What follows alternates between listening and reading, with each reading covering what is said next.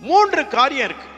இந்த 3 காரியத்தை நான் சுருக்கமாக சொல்லிட்டு போறேன். சபை விசுவாச பிள்ளைகள், நான் உங்களுக்கு ஒரு விஷயம் சொல்றேன். நம்ம எதிராளியை பற்றி தெளிவு இருந்தால் தான் நாம தெளிவா இருக்க முடியும். நம்ம எதிராளியினுடைய உருவம், அவனுடைய செயல்பாடுகள் எப்படிப்பட்டதுன்னு நமக்கு தெரியலைன்னா நம்மளால என்ன செய்ய முடியாது? தெளிவா அவனை பார்க்க முடியாது, அடையாளம் கண்டுபிடிக்க முடியாது. 3 காரியம் என்னன்னா, நம்பர் 1, ஆவிக்குரிய வாழ்வில் ஆவிக்குரிய வாழ்க்கை இருக்கு இல்லையா, அந்த செயல்பாடுகளுக்கும் அந்த வாழ்க்கைக்கும் செயல்பாடுகளுக்கும் உள்ள வித்தியாசங்களை தேவன் பிரித்து காண்பிப்பார்.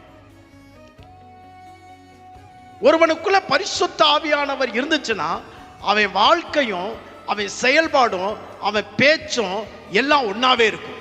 நான் பேசுறது எத்தனை பேருக்கு விளங்குது? ஆனா பரிசுத்த ஆவியானவர் இல்லாம ஒருத்தன் இருக்கும்போது அவன் செயல்பாடு வேறையா இருக்கும், அவன் வாழ்க்கை வேறையா இருக்கும், அவன் சொல்லு வேறையா இருக்கும். எத்தனை பேருக்கு நான் பேசுறது விளங்குது? இதை ஆவியை பகுத்தறிகிற வரம் உடையவர்கள் வெரி சிம்பிளா இந்த ஃபர்ஸ்ட் ஒன் இதை ஈஸியாக கண்டுபிடிச்சிடலாம். அவன் செயல்பாடுகளும் அவன் வாழ்க்கையும் அவனுடைய வாழ்க்கை முறையும் அவனுடைய செயல்பாடுகளும் கனிகளும் வித்தியாசமாக இருக்கிறதை நாம் என்ன செய்ய முடியும்? பார்க்க முடியும்.